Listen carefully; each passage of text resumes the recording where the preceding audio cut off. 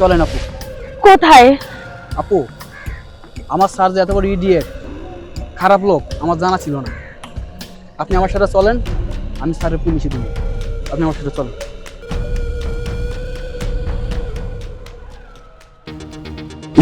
রে হাত ছাড়া হয়ে গেল। ইস, আমি কি করব? স্যার, স্যার, তুই যা। স্যার আপনার সাথে একটা কথা ছিল।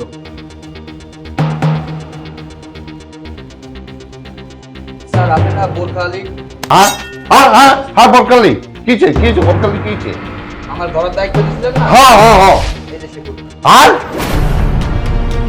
এটা বরকালি?